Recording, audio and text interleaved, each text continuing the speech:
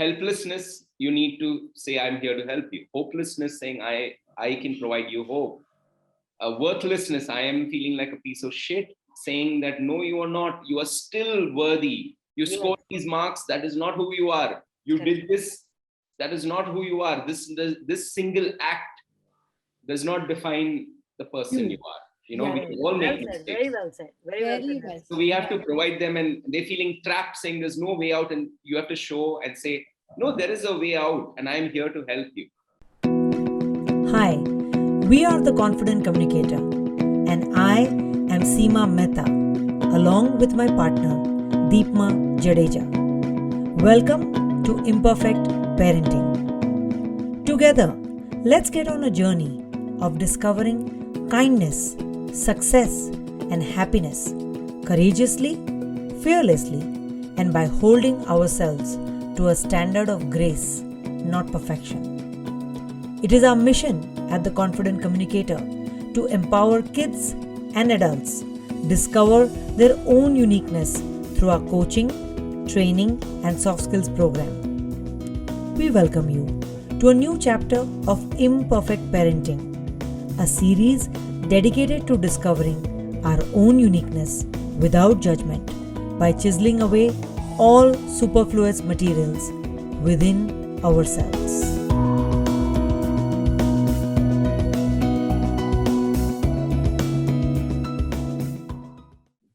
Hi everyone, this is Seema Mehta from the Confident Communicator along with Deepma Jadeja. We are here to talk about this is a slightly serious and solemn conversation today. When a child is growing up, what they are looking for is a secure family environment where they grow up nurtured, loved, taken care of, so that they become strong, resilient, and well taken care of adults. But sometimes something goes wrong, and there is either a dysfunction in the family or there is an external factor that causes a lot of mental health and trauma. So we are here today to talk to Nelson Moses, who is the CEO and founder at the Suicide Prevention India Foundation. He has an amazing story to tell, and I actually wanted to jump right in because Nelson, I want you to talk more about what you do, especially your story of how you started this company. That was pretty hard hitting. So let's just get into it, Nelson. Tell us a little bit about your journey. I know you are a media background journalist, and your articles about mental health have gone into Forbes magazine. It's gone into every major publication. But today we are going to talk about something very personal, right? So tell us a little bit about your background. Right. Okay, Seema, thank you very much for having me. And Deepma, imperfect parenting, I really love, the concept, because I think there's so much pressure on parents to be perfect, and unfortunately, we can't get everything right. But we can be, imperfect parents and still be able to raise happy, healthy kids. Right. So my background has been in sales, journalism, in incubation, and finally it ended up being in mental health. The reason why it ended up being in mental health was I lost my best friend to suicide in 2000, except that I had no idea that it impacted me so much. Life went on. However, I think that incident played a crucial role in influencing my life. And it felt like I had a pebble in my shoe. Right. So as I was moving along, things are happening. However, that discomfort was there. Finally, I guess I did a 1-year course in basic skills in counseling. Then I started to write about mental health. And during this time, I was writing a story on suicide prevention, and I came across something called Gatekeeper Training. It basically said that, while there are so many suicides in the country, we have the most number of suicides globally. Suicide prevention can be done by everyone. And I was like, wow, what? Yes. How can somebody, prevent suicide? And it spoke about gatekeeper training. Gatekeeper training is a World Health Organization recommended suicide prevention strategy where all of us can be trained how to pick up signs of suicide, have a conversation with somebody suicidal, provide them some emotional support, show them that you care and you're concerned, yes, and then to persuade them to get help and then refer them to a mental health professional. So I said, wow, this is something that all of us can do. Why don't we have more of that in India? And I realized that this is not something that is widespread. So I said, okay, let me start my own company to do this. So I started Suicide Prevention India Foundation. We have a tie-up with QPR Institute based out of the US. They are the world leader in suicide prevention training. And we brought QPR training to India. And then it's been 4 years now. We work with the top IITs, some of the large companies. We train a lot of mental health professionals, crisis helpline volunteers, students, parents, and so on. So that's the entire background, and that's what I do. One thing you said, Nelson, that kind of stands out is that you found it very surprising. Of course, for you it was a personal thing. It started off with a very personal incident with a friend, and then of course that kind of, like you said, pebble in the shoe. But the point about why everybody around you who can be very involved in a child's ecosystem, who can actually prevent this from happening, not just children but even adults, we still don't realize that there's trouble brewing, right? So can we just talk a little bit about why this is not there in our culture? Is it a cultural thing? Is it something that we say, you know what, let's not get involved? It's like, simple thing like bullying. Children in school get bullied all the time. It's a very known fact. We have people are very proud of the ragging that they do in like colleges like IIT and all. It's very well known, right? But we don't want to talk about this very openly. We don't discuss this very openly. Recently, mental health is a conversation that has come out in the public. People are talking about it a little bit more. But what is this reticence? What is this resistance to talking about something that is so critical that can prevent a life from being taken away? What are your thoughts on that? Right. So I think the main issue here is related to the fact that it is a huge stigma. People are unwilling to talk about this because there's not enough awareness.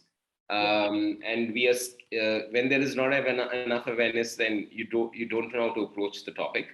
And unfortunately, I remember when we were incubated at IIM Bangalore and we met the chairperson for the PGP program, and she was saying, do you know, Nelson, that a few decades back, people were afraid to say the word cancer because if you said the word cancer, that you would get cancer. Right. And I know of, highly educated, very, people doing really well in their careers.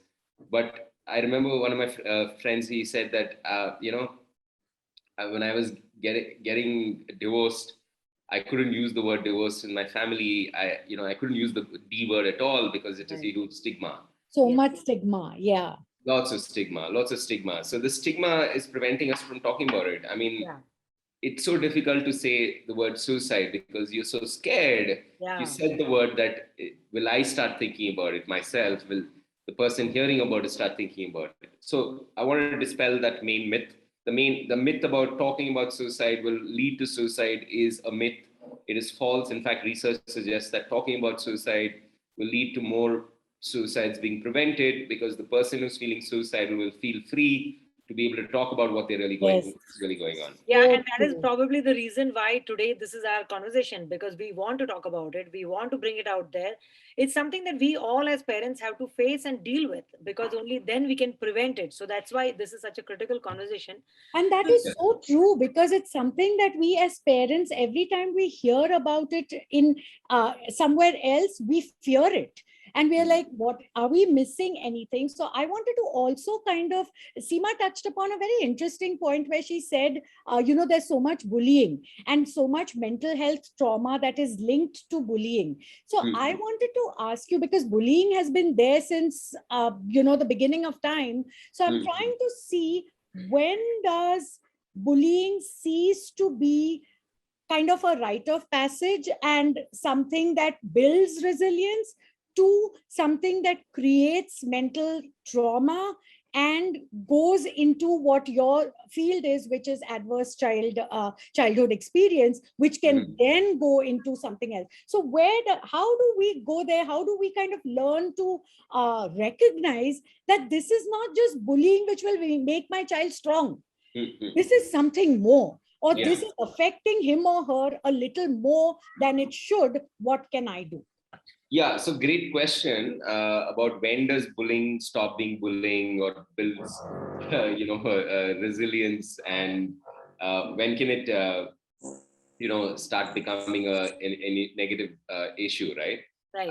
I would say it varies from person to person. If I'm someone who's highly sensitive, there is something, there is this concept of what is called, it's called rejection sensitive dysphoria. Okay. I don't want to delve into too much technical details, but rejection sensitive dysphoria is something exhibited by children who are neurodivergent. Neurodivergence is anybody who is autistic, ADHD, dyslexic, and so on.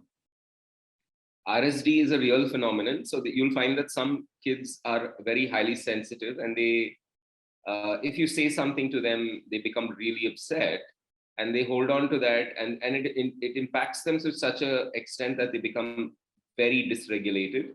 They can even become depressed, and they can even become suicidal. Right. So bullying is a spectrum. So if I'm somebody who has RSD and you touch upon something which is going to make me feel, hurt or in pain, I may react to even a slight act of bullying as another person might see it as a slight act of bullying, where 9 out of 10 kids will not have reacted to it, but the 10th kid will react to it. It doesn't mean that this kid has no resilience and so on. It just means that this kid possibly has trauma. Is probably, I mean, I don't know whether sensitive is the right word, but you were talking about adverse childhood experience, which is ACE. I think a lot of it is connected to that. So let's get into what is ACE. Sure. Let me try and share my screen. Sure.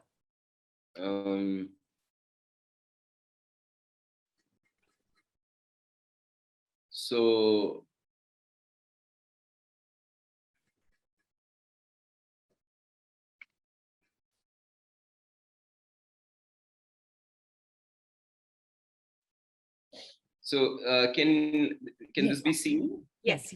Okay, so we look at it what it is, right? ACE is basically adverse childhood experience. It means there's adversity in your childhood between the ages of 0 to 70.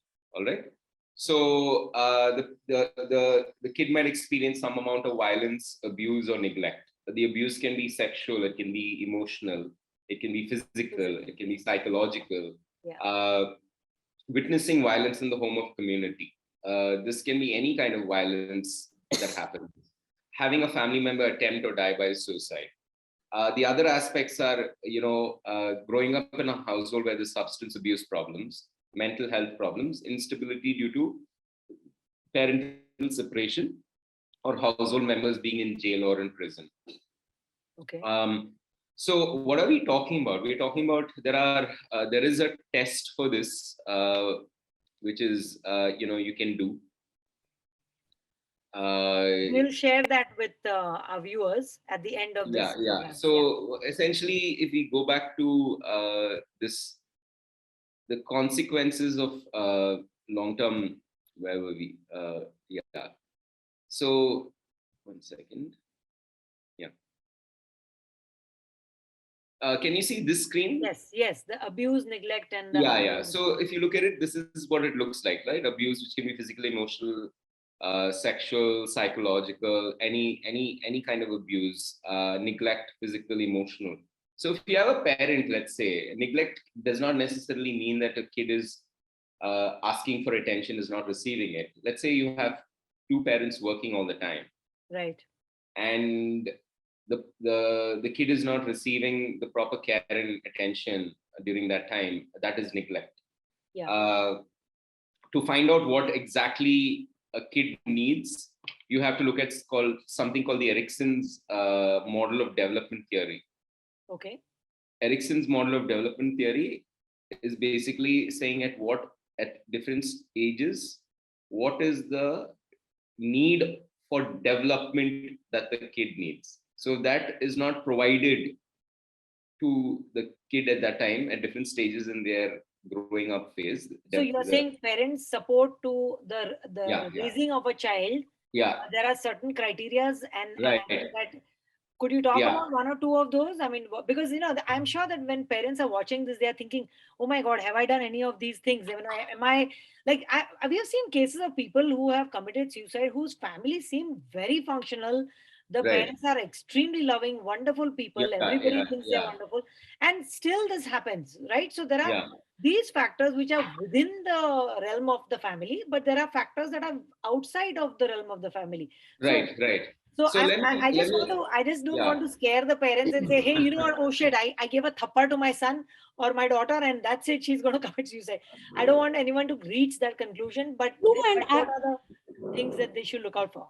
Absolutely. The other thing is the fear that, oh my God, if I'm in a 2-person working family, that's it, my kid is at risk. No, there are a lot of other risk factors, and you can also become more aware of the red flags so that you can take preventive action earlier. Yeah. And you talked about RSD, right? That is the sensitivity. Yeah. That's the rejection sensitive dysphoria. Yeah. And that is for kids, like I said, mostly who are in the neurodivergent spectrum. But most of the time, you're not diagnosed. So I just spoke about various concepts. But let me keep this simple, right? I want to talk about, let's say, what is ACE and how does it impact you? And then how can we deal with it? So this is ACE, right? Neglect of any kind, household dysfunction related to mental illness, incarcerated, substance abuse, mothers treated violently by the father, there's divorce, there's death in the family. Yeah. Death can be due to suicide, any kind of other death that happens. Yeah. But I also want to talk about saying, while there is ACE, there is this concept of protective factors. So while you're growing up, if you had exposure to this, but at the same time, you had a loving parent, you had a loving grandparent, you had a very loving teacher, you were provided with a good, made sure that you had your meals on time, made sure that you had clothing, made sure that your birthdays were celebrated, made sure that somebody came for your parent-teacher meeting, made sure that when you were studying that somebody was there for you, made sure that on your important days of, that you had the support when needed. Those are protective factors. If you grew up in a household which was religious, which was spiritual, which emphasized the importance of family, there were other people who were very supportive of you during this time.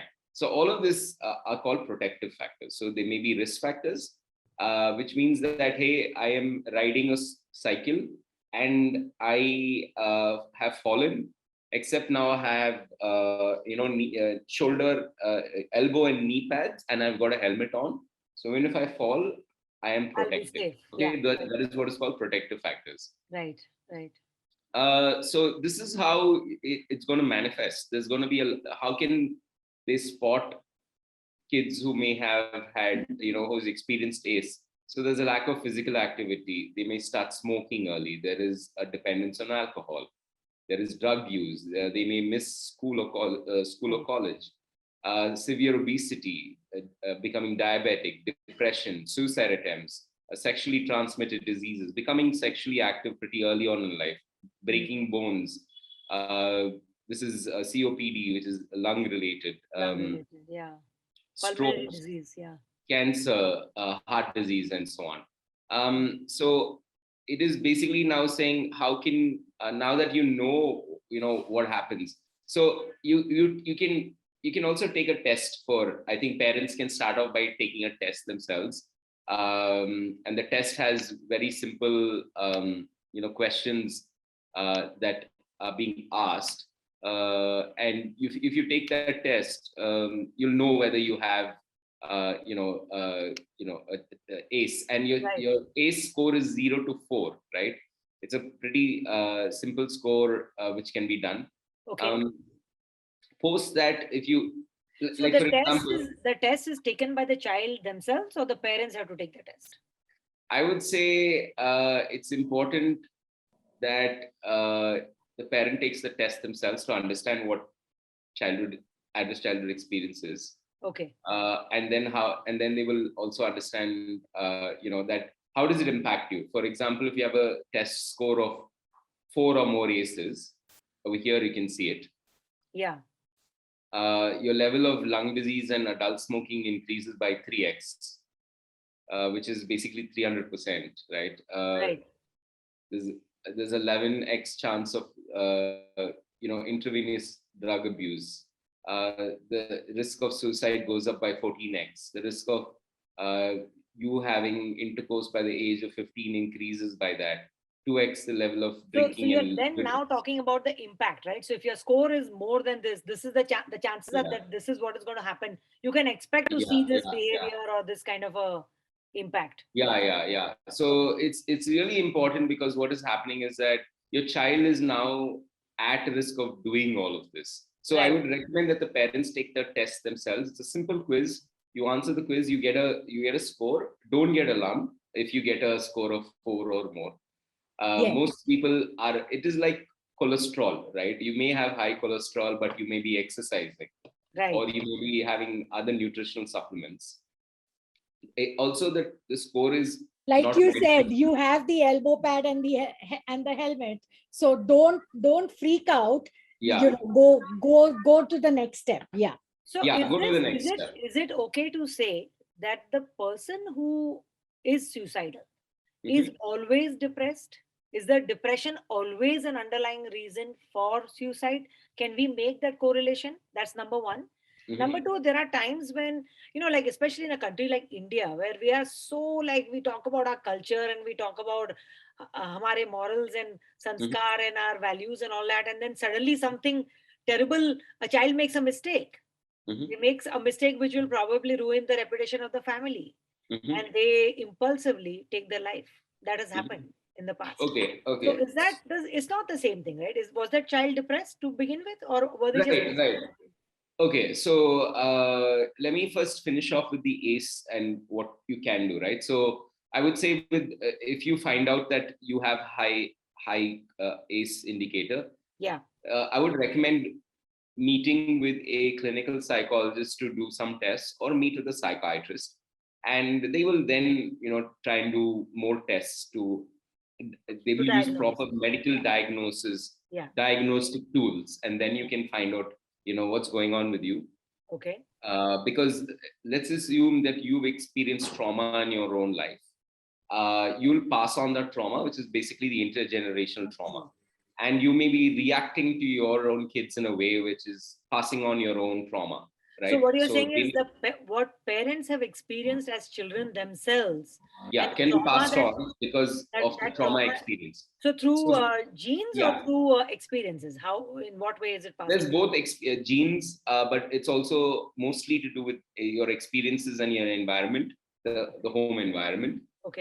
So that's why I said, if you find out after taking the quiz you have a high ACE score, please get a medical diagnosis. Right. Post that, try and experience your own healing. Then you can, if you find that your own kid is experiencing some of the things that we spoke about, then they can take a test. And of course, I always recommend that they go to a trained medical professional to be able to, what you find online taking a quiz might be a good indicator, but it's not the, it is not a medical diagnosis. So it's like people looking at Google for, I might be having cancer, signs of cancer, and then suddenly they rush to the. So let's take the right steps. First do the test, determine where you are, then approach a clinical psychologist or psychiatrist, and then get the diagnosis done properly. That is the right approach, and we would caution all our parents to pay attention to that. Right. So one of the things that we can do, how can you avoid ACE, right? Yes. You'll have to strengthen, I think, financially strong families do not experience ACE. Having very strong norms against violence, saying that, we will definitely not be physically, emotionally violent in front of kids. Making sure that, kids get a training in life skills, and also in building emotional resilience. This becomes very important. Talk to them about how to manage, how to say no, how to, do things to help them occupy themselves, which is not necessarily tied to a screen or something else, which is, but related to physical activity, maybe play a sport or go for a walk or whatever. Yeah. And then also when they're expressing a negative emotion, to be able to listen to them, because it's very difficult. So to be able to help them navigate negative emotions, negative feelings, rejection, helping them to navigate even, conflicts, because all kids go through conflicts. So helping them think through how to manage a conflict. Conflict management is one of the biggest life skills. I was talking to you earlier, where last time the guest who came to our show, Miss Meena Iyer, who's an expert at addiction, in kids and even in adults. One of the things that she said is that parents need to showcase their own vulnerability. When they showcase their own vulnerability, is when the idea of my parents are perfect, they never do anything wrong, so the pressure is on me, I have to be as perfect as them, goes away. Because when we show our own vulnerability, we show where we make mistakes. When we go through conflict, how do we handle it? When we are experiencing some trauma or emotion, how do we express that emotion? What do we say? Does it make you feel angry? Do you feel frustrated? Using words like that, so that when you express that emotion, you can assign a strategy to deal with that emotion. So all that conflict, all these things are so important. And for that, having a great conversation and connection with your children is then critical in this whole process, because it's there's no point in panicking, but let's talk to our children a little bit more, be more open about these things, so that we can arrive at the right strategy and solution for this problem. So what you just said is one of the most important things, I would say, which is as parents, one of the biggest things they can do is to show that it's okay for you to not be okay. It's okay for you to make a mistake. It's okay for you to feel this way. I feel the same way. Correct. So what you said was, showing your own vulnerability, saying that you have gone through these experiences yourself. Yes. And to be kind to them at this time is very important. So one of the, I will address your original question about, you spoke about depression and cultural factors. I'm coming to that. Yeah. But there is this thing about when parents start to, one is to show that they themselves have been through this. Children start to then feel, oh my God, okay, my own father or mother has gone through this, and I don't feel like a bad person. Yes. Most of the kids inside, because of the high level of judgment and that is happening, they feel that they are bad people. So they end up feeling helpless, that there's nobody to help me. They end up feeling worthless, that I am not worthy. They end up feeling hopeless, that there is no hope. And they feel trapped.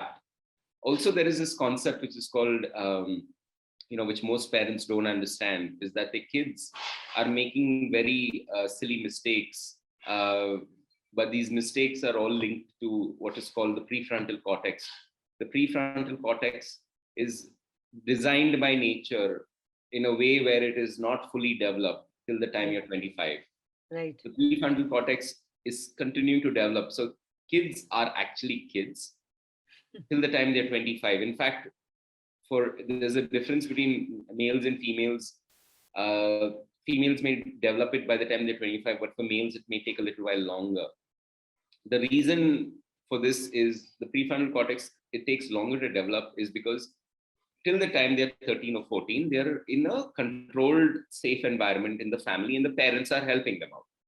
Now the parents cannot continue to help them out, because parents are not going to be around when they need help. Yes.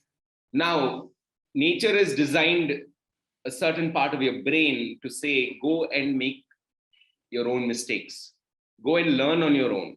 Go and experiment. Go find out how to deal with adversity, consequences. And during this time, nature has blocked the part of your brain which thinks through the consequences of your actions. So the prefrontal cortex is involved in thinking through the consequences of actions. Adults will think, saying, if I did this, these are my consequences. The prefrontal cortex has been fully developed. With kids, it's not. The reason why they don't think through the consequences is if they thought through the consequences, then it's like presenting a lesson before it's learned. Correct. So now they don't know what the lesson is of this action. Yes. And therefore they have to experience it, and they have to fall down, and then they learn. Absolutely. So we as adults have to be there and say, it's okay. Yes. I know you did this. I know you fell down. I know you made a mistake. And kids are like, I'm so sorry. I don't know what happened. I don't know why I did this. But most parents would be like, didn't you think about this? Didn't you think about us? Didn't you think about this? Yeah. And they judge them, they belittle them, they scream at them. Now you're causing pain, but they really have no control. So basically, prefrontal cortex is involved in emotional regulation. So they will be very emotionally dysregulated. Mood stabilization, their moods are going to flip. And also it's involved in executive functioning, which means how to get organized. How do I make this happen? Like you'll be looking at your kid and saying, why doesn't my kid think through this? Why aren't they planning this? Why aren't they thinking about this? Why aren't they studying? Why, instead of studying, why are they doing this? But that's how it is. So coming back to this, just to quickly put in an example here, this reminds me of a conversation I had with a parent who said that I don't say no because फिर वो बहुत ज़्यादा tantrum करता है. फिर वो बहुत ज़्यादा, you know, he starts getting angry, he starts getting frustrated. So at a young age, we stop saying no, or we stop having the difficult conversations with our children because we want to avoid the tension. And then what happens is the prefrontal cortex is not developed, the conversations with us is not developed, the safe space and the safe container that we hold for them is not developed. And then at 15, they go do something wrong, and then you immediately hit them with the judgment saying, how could you? Mere parvarish mein kya galti hui? You know, the entire drama, the entire melodrama that parents sometimes bring to the equation is what you're talking about. Yeah, so you're absolutely. No, you know, do it from childhood, say no, build resilience, have the tantrums, let them learn how to deal with tantrums, let yourself learn how to deal with tantrums, and grow together. Yes. So we are not having conversations around our own feelings and emotions. Because it's difficult, right? And I can understand why parents are going through this. So if you are if let's say you're a parent and you have a job where you're working, 12 hours, 15 hours, let's say you're the let's just take traditional family roles. The male goes out to work, let's say, and the woman who's staying back, but she's going through a lot, and in fact maybe a lot more than let's say the man. Right? Sure. Whatever. Or let's say both of them are working. And now the woman has not only, the mother not only has the role of the mother, she has the role of the wife, she has the role of the daughter, she has the role of the sister. There is a lot of roles she's playing, and she's exhausted. Now you have the kid, right? And traditional family have always been, not been nuclear. It has been that many people fill the role of child rearing. Now, if there is a lot of missing, so the kid comes and wants to talk about something, and the parent right now, unfortunately, it's not a choice they're making a lot of times, it's decision fatigue, which is second. They're emotionally fatigued. They can't respond, and therefore now what the child is learning is that I can't talk to my parent. And therefore the child is also learning that my emotions and my feelings are not valid. Not important. Yes. They're not important. And also the child starts to think, not only think, now the child doesn't even know, not in touch with the feelings. Now, if you're not in touch with your feelings, you can't express it. If you can't express it, you can't get what you want. And if you can't get what you want, you're constantly feeling that my needs are not being filled. Correct. And therefore you'll go and you'll be impulsive, you'll be addicted. Yes. Because trauma leads to addiction. Addiction will then lead to behaviors which put you at risk. So coming back to, I'll answer this question. Let me start off by finishing off this ACE loop, and then I'll go to it. So what can be done, right? So the healing process will start with therapy. The healing process will start with visiting a psychiatrist. The healing process will discover whether whether you have you're clinically depressed or anxious, or you have a personality disorder, and then you start to address those.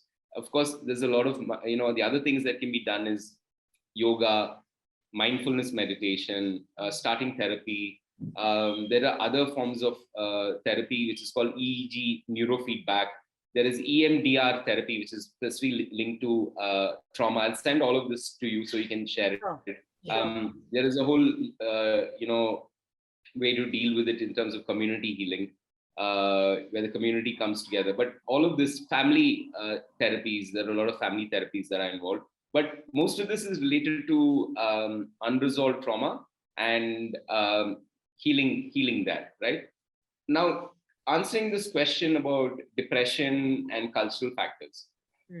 So not everybody, every child who's dying by suicide is depressed. Suicide is multifactorial, meaning the reason why somebody attempts suicide is because of multiple factors.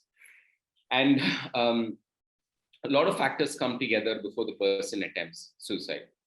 The child might be depressed, but they might be also bullied.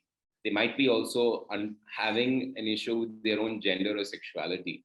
They also might be having a environment at home which is not conducive for growing up. So it's a lot of factors coming to it. Now the cultural factors about saying, what Seema mentioned, saying if we react in a negative way when a child does something which we find can be, unethical, immoral, maybe even illegal. So I had a father who called me and said, my son is a drug addict and he's a criminal. I said, oh, I'm sorry, why? Oh. And he said, oh, because, my son is smoking pot. I was like, oh, okay. I think 9 out of 10 kids right now are smoking pot. But he tried to call the police commissioner, and he told the police commissioner, please pick up my kid, he's a criminal. The police commissioner said, a lot of children are doing this. I suggest that you speak to your kid. Drug abuse is really not a crime and justice issue. Drug abuse is actually a mental health issue. Drug abuse is a public health issue. It has got nothing to do with crime. Your kid, if your kid is trying to soothe the pain, you're trying to soothe the pain out. That's why you are addicted. Yeah. You're addicted. Instead of like making the pain worse, you should ask, saying, what can I do to help you? Get it out. Yeah. What can I do to help you? Because you are going through a lot of pain and you must have suffered a lot before trying, now the validation, I think, is the first step, where you validate and say, tell me why, what happened, where did it go? Before the drama starts, I think we need to learn to take a step back. Even Meena talked about this last time, and a couple of psychologists, where she said, take a step back and don't react, respond, right? Yeah. So as a parent, I am very empathetic. I mean, if your kid comes one day let's say you have never had a drink in your life, or you started drinking after you got married, or you started drinking after, whatever, or, you've never smoked, or you have a negative association with smoking, or you don't know what, certain types of drugs are, party drugs. Or one day your kid is 16 and comes home drunk. You're going to get very upset. And I think that being upset is coming from fear. Yes. And when you're afraid, your brain is not working, right? You're not able to process it cognitively. So I am empathetic. I am not going to say parents should do this. Yes. So I would say first take a moment, and if there are two people, the husband and the wife, to both try and calm down. And what you spoke about, saying, respond, don't react. At least take a deep breath and say, okay, let's just address this later. Take some time off. I would also recommend talking to a mental health professional about how to respond to children, because your words you say are going to impact them in a great deal. You may just say it at that moment and then say, well, my parents also said this, I'm okay. There's a big difference between kids now and kids when you were growing up. And I'll tell you, there are so many things I want to discuss, but I'll quickly say this. There is absolutely not the same thing. Kids these age are experiencing the most amount of, stimulation. They have access to Instagram, Snapchat, Tinder, Grindr. They are being online bullied.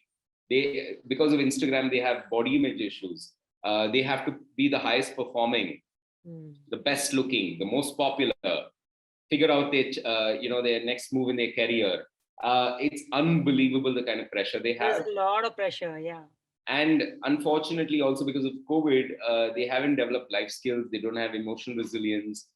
Please don't blame them. They're not born with this. It has to be developed.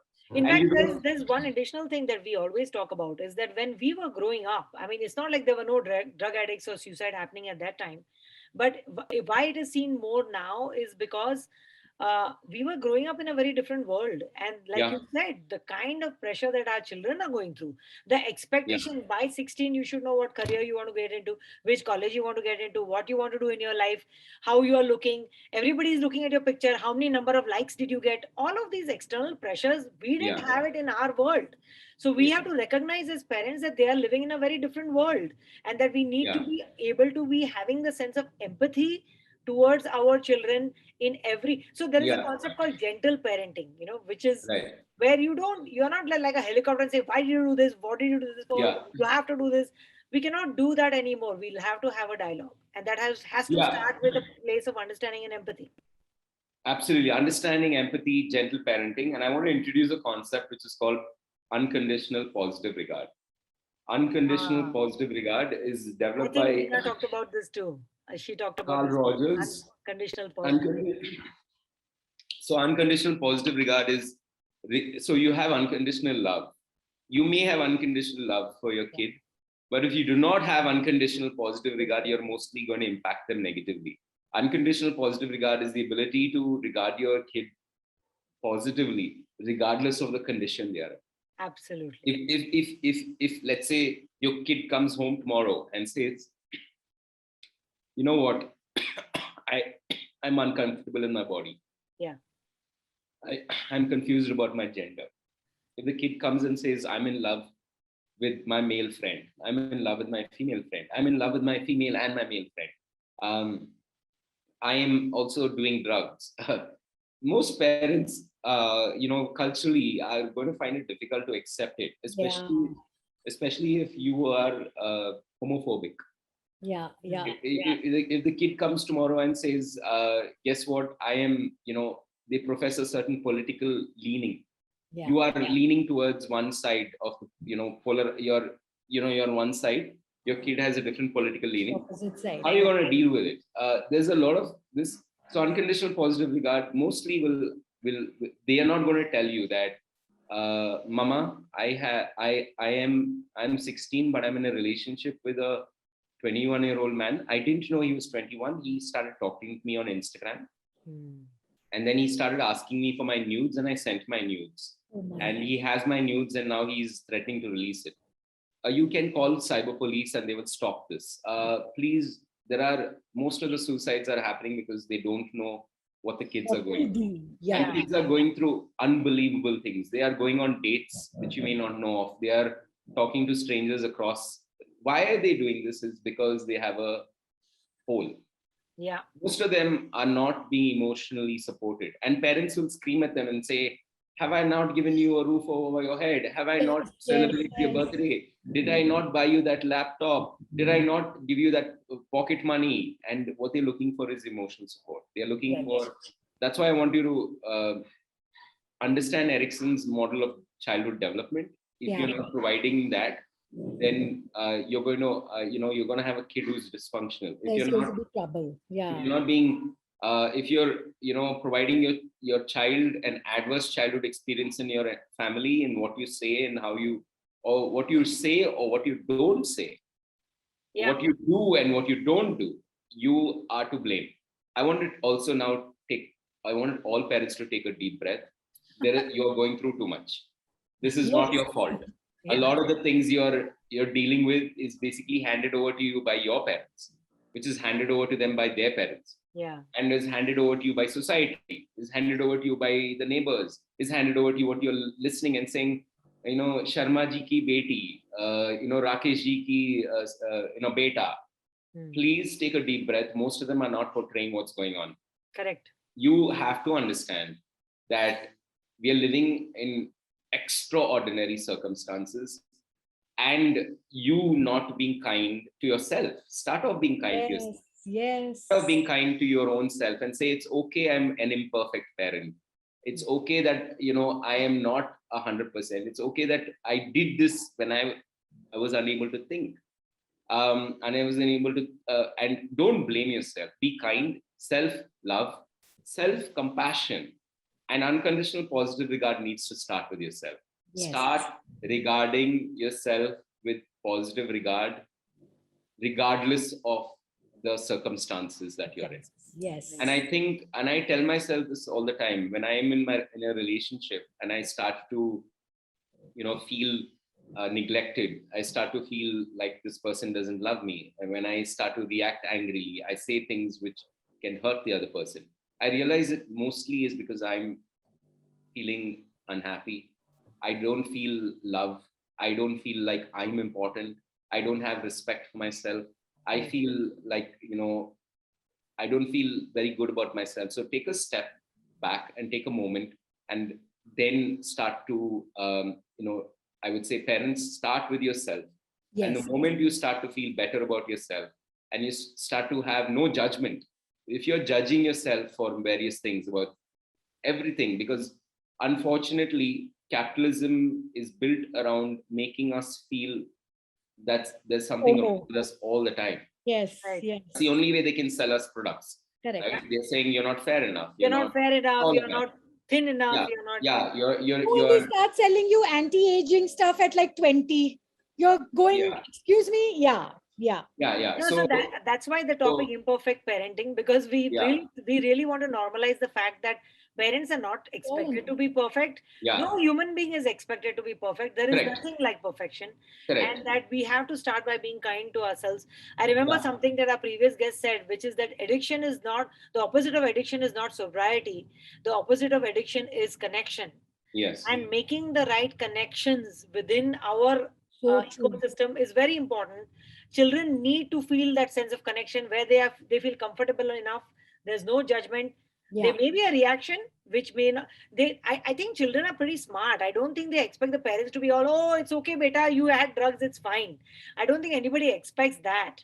But also they do expect that, that the parents take the time to understand what hole are they trying to fill, right? What is this emotional gap that they're trying to fill, and how can we support them through that? And I would say the two most important questions to ask, if you forget about everything else, because your brain will be quite, what kids say and do will make you go crazy. Two most important things when everything else fails is to ask, how are you feeling right now? And how can I help you feel better? So, let them talk, let them cry, because the moment they feel like saying, oh my God, my mother is asking me how am I feeling and how they can help me. They're not judging me. They're not trying to make me feel better. Also, and it's not a lonely journey anymore, because you now have a partner with whom you can share the trauma that you're not feeling. Lonely. So, helplessness, you need to say, I'm here to help you. Hopelessness, saying I can provide you hope. Worthlessness, I am feeling like a piece of shit, saying that no, you are not. You are still worthy. You scored these marks. That is not who you are. You did this. That is not who you are. This single act does not define the person you are. We all make mistakes. Very well said. Very well said. So we have to provide them, and they're feeling trapped, saying there's no way out, and you have to show and say, no, there is a way out, and I'm here to help you. And the moment you start saying that and saying, how are you feeling right now? How can I help you make you feel better? And during this time, please do not come up with solutions, because as a parent, as a human being, our first reaction is to say, okay, if you do this, this is what's going to happen and you're going to feel better. Stop that. Keep that. The first reaction is say, let's do this and you're going to feel better. Stop and say, I'm going to first show them that I'm here for you right now. I'm here with you in this pain. I'm here with you in this misery. I'm here with this in your suffering. I'm here with you in your guilt. I'm here with you in your shame. I'm here with you in your rejection. I'm here with you feeling disrespected. I am here with you. So when they feel that, and then you say, how are you feeling about this? And they start to express, and then say, I'm here with you right now. Tell me what I can do to help you make you feel better. And then they might come up with their own things. Correct. And then because the idea is to empower them to really work on the solutions themselves, because I think themselves is the anxiety which is sort of hiding the option or the solution. So it's and then they don't feel like the parent is trying to fix them. The parent is trying to find a solution. They're more vested, more vested, because they are concerned that the reason why the parent is trying to help is so that they can be fixed, they can be made better, so they can be showcased as a kid saying, "Dekho mera beta, dekho meri beti." They don't want to be showcased as that trophy son or daughter. Yes. That is your need to make them to look good in front of society, that, you know, my kid went to this college, or my kid has done this, or they married this one, or the boyfriend. That's more of the parents' need, not as much as the child's need.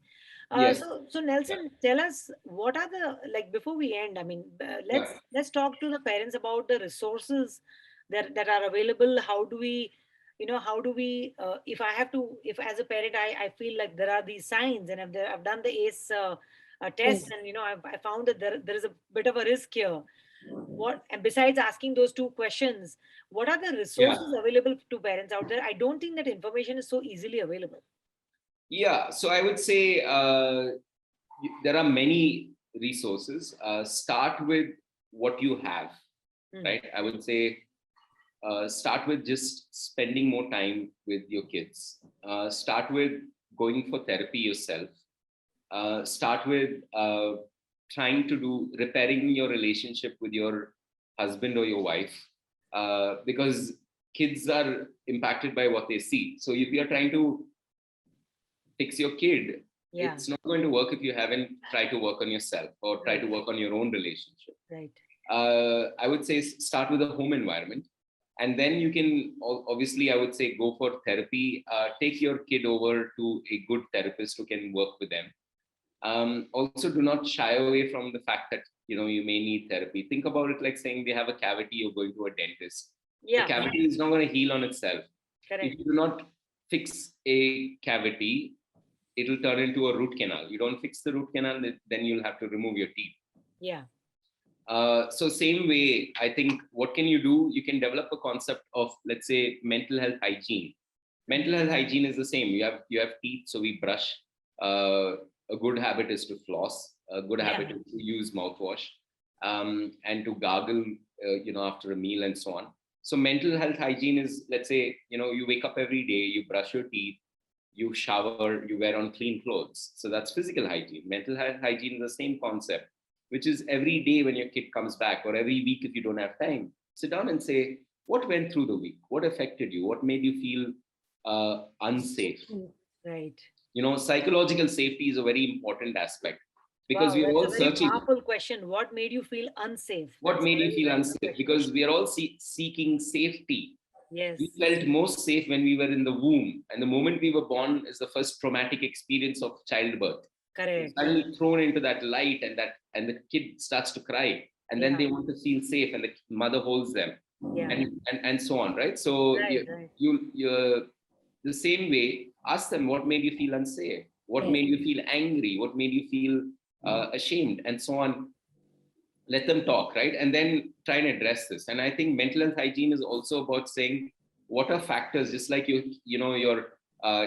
make sure that you're feeling physical hygiene, there are factors, eating right, exercising. Same way, for mental health hygiene, you would need to make sure that they get some time with nature. Make sure that they don't. One of the biggest thing you're going to avoid is screen time, because there's a direct link between increase globally. There's an increase in in depression, anxiety, self-harm, suicidal ideation, suicide attempts, and completed suicides. And the link is very direct towards use of cell phones and screen time. Wow. Yeah.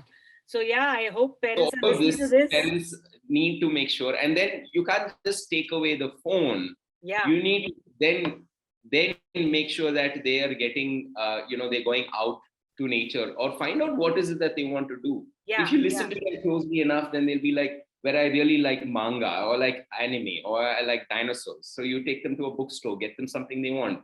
Find out if there is a manga and an anime community, and then say, why don't you join that? If they're interested in public speaking, take them to, so I want to also talk about addiction, right? Suppose you find out that your kid is drinking or smoking or doing drugs. In Iceland, they had the biggest teen and young adult drinking problem in all of Europe. So they did a very simple thing. They said, for those who are feeling anxious, they want to feel calm. So they will start to do, alcohol, because self-medication. Those who are feeling depressed want to feel stimulated. So they might be doing pot or MDMA or other things. So they said, let's mimic the same thing in the brain. The brain is the biggest pharmacy. The brain will give you the same feelings if you're feeling anxious, meditation, yoga, other ways, spending time in nature. So they provided all of this free and made sure that they did it without, of course, being, making it mandatory.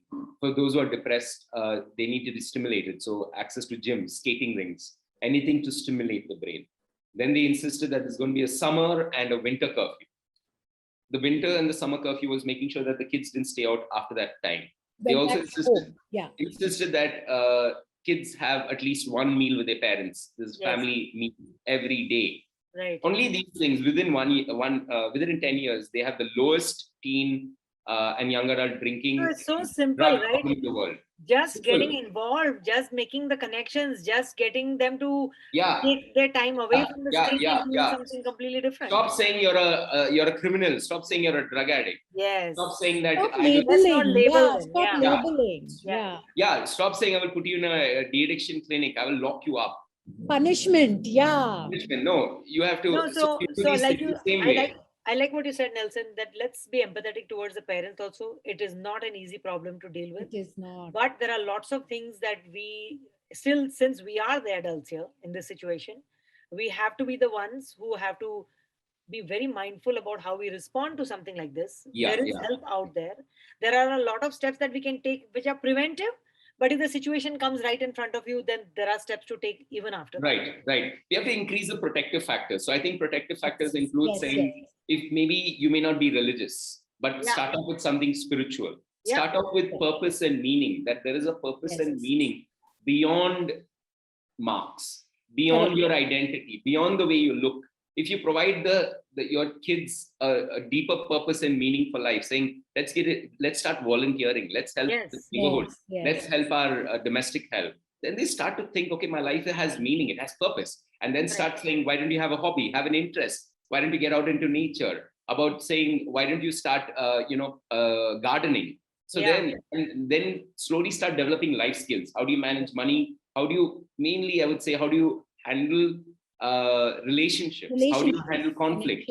How do you, and then you build the concept of resilience. The resilience is about saying all of us. So I always talk about this quite openly. At 19, my father passed away. When I was 24, my best friend died by suicide. When I was 25, my mom passed away.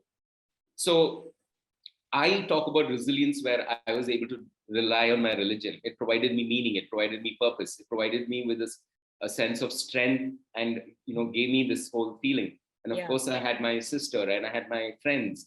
I also had this thing about I want to do something in my life.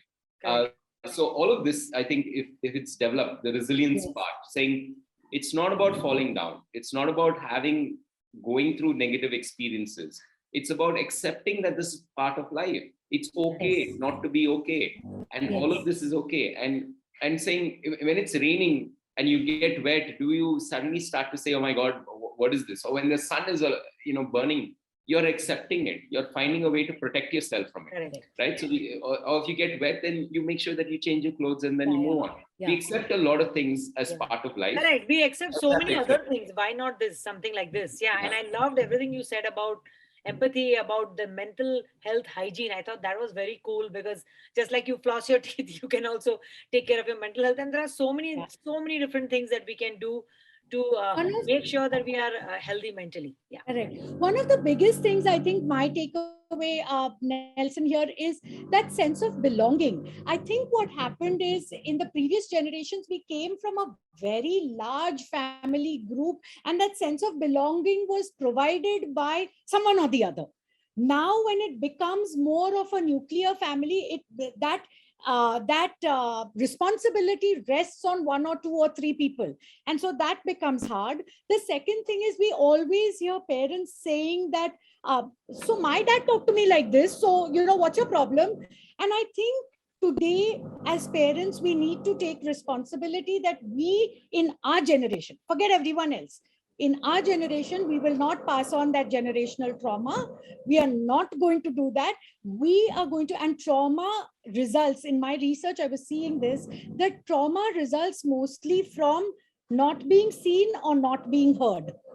So let's provide those too for our Yes, children. yes. Let them be seen, let them be heard, and let them know that they are seen and heard, so that hopefully we give them the tools to deal with the ups and downs of life. And then for the rest of it, we have the ACE quiz, we have your protective, the helmet and the elbow pads. I love that we do for physical. How do we do it for mental health? And it was a very eye-opening conversation today. Absolutely. And we feel like, people like you who are doing this, I know the reason why you started it, but the way you're taking it forward, you have our full support on this, Nelson. And if we can spread the word, and if you can share whatever details you want to share at the end of this episode, we're very happy to provide that. We believe, both Deepma and I believe, that it always starts with a conversation. That's why imperfect parenting is such an important thing that we feel like we are doing, because we meet people like you all the time, and we are inspired every day. So thanks, Nelson, so much for your time. We appreciate your work. We appreciate your time. And we'll keep in touch. We'll hopefully come up with some solutions. More power to both of you. I had a great time. Thanks for inviting me. Thank you. Sorry for the late start, but I really enjoyed this. No, this was a great conversation. Thank you. Thanks, Nelson. You're welcome. Thank you very much. Bye-bye.